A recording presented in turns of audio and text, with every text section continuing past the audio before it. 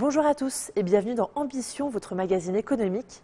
Aujourd'hui, nous parlons d'un thème bien spécifique, le marché de la jeunesse. Et pour en parler, nous sommes ici dans les locaux des papeteries de Cran, où une nouvelle entreprise vient d'emménager, la société Joy. Elle produit des montres connectées, mais pas n'importe lesquelles, puisqu'elles sont destinées aux enfants. Alors le marché de la jeunesse est-il en plein essor et est-ce un marché qui pourrait éventuellement connaître la crise? On tente de répondre à cette question juste après la minute définition.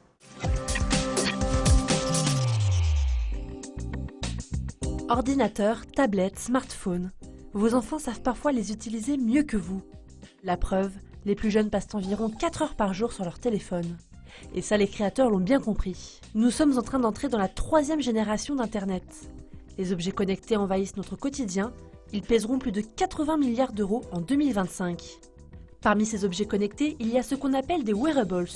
Traduit de l'anglais, cela représente des accessoires connectés que l'on porte sur soi. Par exemple, des bijoux, des vêtements ou des montres. En 2014, ce sont quelques 30 millions d'objets connectés qui se sont écoulés, contre 78 millions en 2015. Un constat qui fait sourire les créateurs, c'est le cas de la société Joy, qui a créé Octopus, sa montre connectée pour enfants. Basée entre San Francisco et Annecy, elle compte révolutionner le quotidien des plus jeunes. Son objectif, les responsabiliser et leur donner la notion du temps. Les repères de l'enfant se résument à quelques icônes. Des icônes et des tâches envoyées par les parents eux-mêmes. Alors quels enjeux pour ce marché? Découvrons-les. Nous retrouvons Sanik Man, cofondateur de l'entreprise Joy. Bonjour. Bonjour. Merci de nous accueillir. Avec plaisir. Expliquez-moi votre montre connectée pour les enfants. À quoi sert-elle concrètement? Alors c'est une montre connectée pour les jeunes enfants qui va leur apprendre la notion du temps et les bonnes habitudes. Donc le principe, c'est que le parent va programmer sur son téléphone portable des routines journalières pour à peu près n'importe quelle tâche qu'il souhaite voir son enfant assimiler. Ça peut être le brossage des dents le matin, nourrir le chien ou le chat, ou des tâches ménagères. Tout ce calendrier est envoyé sur la montre, est stocké sur la montre, et ensuite, donc, à heure choisie par le parent, il va y avoir une alarme discrète qui va donc aider l'enfant à prendre une initiative, plutôt que ce soit le père ou la mère qui répète 10 fois, 15 fois, va te brosser les dents, habille-toi, pense à boire, prends ton médicament, etc. Donc c'est vraiment un produit pour responsabiliser, donner de l'autonomie à l'enfant et pour finalement augmenter sa confiance en lui. Vous voulez responsabiliser les enfants, mais est-ce qu'un simple objet, même s'il est connecté, peut réussir cet objectif?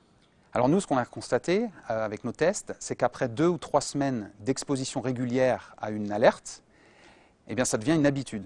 C'est-à-dire que l'enfant va anticiper. Donc si à 7h30, il doit aller se brosser les dents tout seul, au bout de 2-3 semaines, il ira sans qu'il ait à attendre le signal de la montre. Donc ça, c'est le signe qu'on peut enlever l'aide sur la montre et passer à autre chose. Donc c'est vraiment un produit évolutif et ça peut être très bénéfique à tous les enfants dits à besoins spéciaux.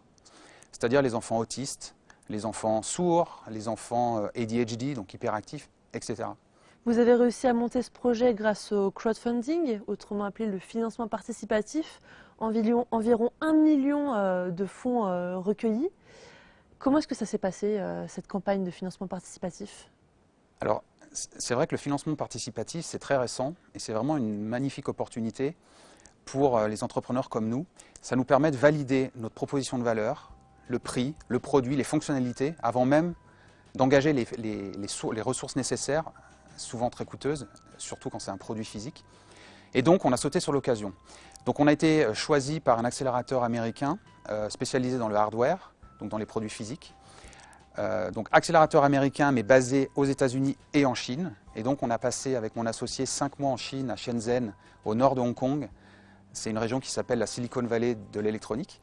Ça permet vraiment de travailler très rapidement, puisqu'on travaille nuit et jour, samedi, dimanche compris. Et donc, on a itéré sur des prototypes. On a pu être challengé aussi sur les propositions de valeur, quelles fonctionnalités mettre, quelles fonctionnalités enlever. Donc ça, on a fait une sorte d'étude de marché, mais rien ne vaut le verdict en fait, des parents, enfin de notre cible. Est-ce qu'elle est prête à acheter ou pas ce produit? Et donc, les financements participatifs, ça permet de mettre une idée et on voit si les gens sont prêts à acheter. Et nous, dans notre cas, ça s'est très très bien passé, puisqu'en juin, en l'espace de 30 jours, sur Kickstarter, donc on a levé 800 000 $. Donc ça fait de la trésorerie qui nous a permis de passer à la production. Et on a souhaité poursuivre ça sur une autre campagne crowdfunding sur Indiegogo, qui est le concurrent de Kickstarter. Et là, on est à 1,1 million $. Et justement, les donateurs sont plus américains que français? Oui, clairement. Clairement, notre marché, c'est marché anglophone. 80% des préventes ont été faites aux États-Unis. Et 15% ont été faites en Australie, Nouvelle-Zélande, Afrique du Sud, Royaume-Uni, Japon. Et ensuite, on a 5% restant qui est divisé dans 80 pays. Donc voilà, on voit vraiment que c'est les USA et le monde anglo-saxon d'abord. Quels sont vos objectifs de croissance pour les années à venir? Alors, clairement, il faut qu'on aille vite. Parce que quand on est sur le marché de l'électronique et de ces petits objets connectés en particulier, il faut aller assez vite parce que bien évidemment on peut être copié. Nous on l'a vu en Chine, on a passé 5 mois en Chine, on a pris la décision de ne pas fabriquer en Chine pour plein de raisons. Donc il faut qu'on aille vite. Et donc pour aller vite, on ne peut pas se permettre de dire on va tester uniquement un petit marché et puis si ça marche on va aller sur un autre. Nous on essaie tout de suite d'aller un peu partout. Donc en fait notre objectif c'est d'être distribué dans les de grandes chaînes de distribution, notamment aux États-Unis. C'est vraiment l'endroit où il faut être pour nous. Donc pour vous, le marché de la jeunesse, en tous les cas, c'est un marché qui ne connaîtra pas la crise d'ici un bout de temps? Non, je ne pense pas. Et suite au feedback qu'on a eu des campagnes de prévente, on s'est même aperçu qu'il y avait un besoin auprès des personnes âgées, par exemple. Parce que les montres type Apple Watch, c'est quand même compliqué, c'est cher. Ça marche avec un téléphone portable à côté, etc. Alors que nous, on s'est focalisé sur un produit très très simple. On le paramètre certes sur un téléphone portable ou une tablette, mais ensuite on envoie ça et tout est stocké et c'est autonome, il y a un bouton, c'est très simple d'utilisation. Et un point important aussi, c'est que nous, il n'y a pas d'onde radio sur notre produit. Donc la synchronisation se fait en Bluetooth pendant une très courte durée, 1 minute, mais ensuite la connexion elle est coupée, donc il n'y a pas d'onde radio. Et ça c'est un point qu'on n'avait pas anticipé, mais c'est une grosse demande en fait des parents. Ils ne veulent pas exposer leurs enfants à des ondes radio trop tôt.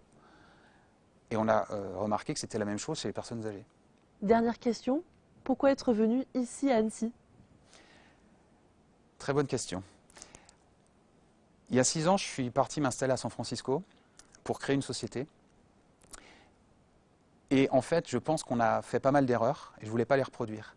La première erreur, c'était de mettre toute la recherche et développement à San Francisco, aux États-Unis. Pourquoi une erreur? Parce qu'en fait, c'est extrêmement difficile de trouver des bons ingénieurs là-bas. Ils ont des salaires complètement déments. Et s'ils sont bons, ils se font débaucher par les grands, Uber, Facebook, Google, Apple, etc. Donc c'est extrêmement difficile. Donc ça, c'était une raison. En France, on a des ingénieurs qui sont super bons, qui sont vraiment très très bons. On n'a pas du tout à rougir des Américains. Donc ça, c'était un choix important. Et ensuite, moi je suis de la région, donc j'ai vraiment une affection particulière pour Annecy. C'était aussi l'occasion de revenir plus souvent, par exemple. Et puis ensuite, il faut aussi signaler qu'on a plein de dispositifs fiscaux qui sont très très intéressants. Jusqu'à maintenant, je n'en avais jamais profité, mais statut jeune entreprise innovante, crédit impôt recherche, c'est des choses qui sont exceptionnelles. Et je pense que c'est de bonnes initiatives. Bien écoutez, merci beaucoup d'avoir répondu à mes questions. Merci de m'avoir reçu. On va vivre de près la suite de vos aventures. Et puis à bientôt. À bientôt.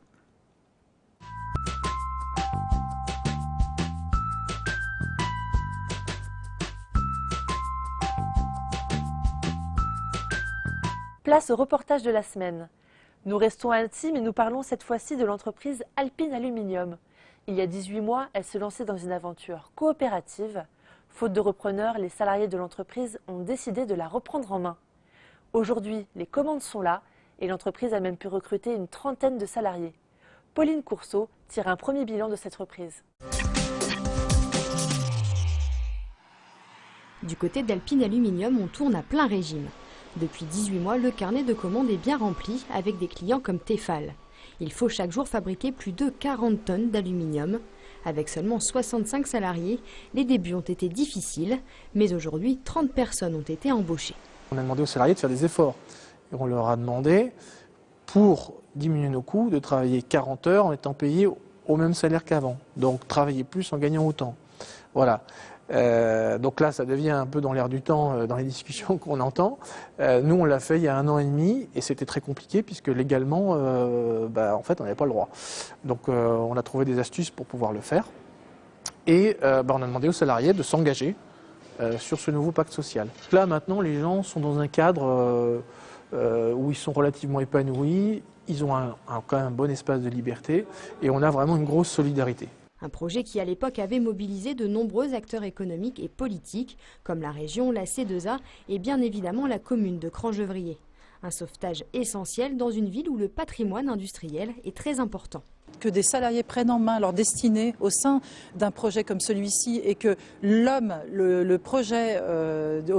est au cœur du projet et non pas que les questions financières ou que l'impact financier, ça a été vraiment ce qui nous a aussi énormément on a été séduits. Faire en sorte que la compagnie puisse ouvrir ses portes, faire connaître aussi un tourisme industriel, il est important, on l'a vu avec les papeteries juste à côté. Je crois qu'il est important que nos concitoyens s'approprient aussi un tel patrimoine industriel et qui est important et cher à nos yeux.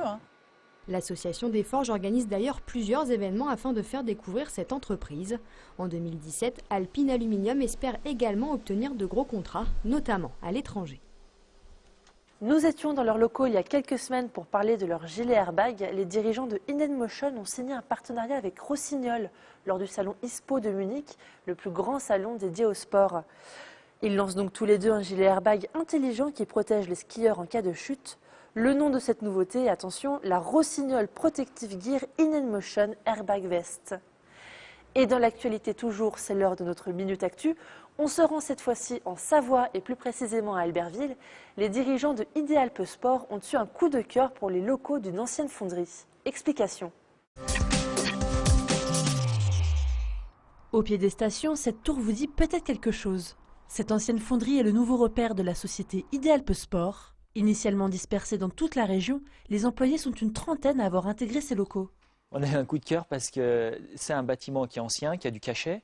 On n'est pas sur un préfabriqué avec des poutrelles en métal, etc. et de la tôle. On est vraiment dans un bâtiment en dur avec des pierres, avec une architecture atypique, avec cette grande tour. C'est un bâtiment historique, il est connu des consommateurs et de nos clients de toutes les vallées autour. La société regroupe 4 marques dédiées au ski. La Croix, Degré 7, Duvillard et Arpin. On a suffisamment d'espace ici pour vraiment avoir une vitrine pour les marques, mais même mettre en place des showrooms, un showroom dédié pour chaque marque dans vraiment des conditions très confortables, avec de l'espace, avec une ambiance qu'on va pouvoir recréer et puis rassembler complètement nos équipes et avoir nos commerciaux avec nous ici. Avant de rassembler la totalité des salariés, il faudra patienter un peu. Le groupe prévoit d'investir 500 000 € dans l'aménagement de ses locaux de près de 2000 m². C'est la fin de votre magazine économique. Merci à vous de l'avoir suivi.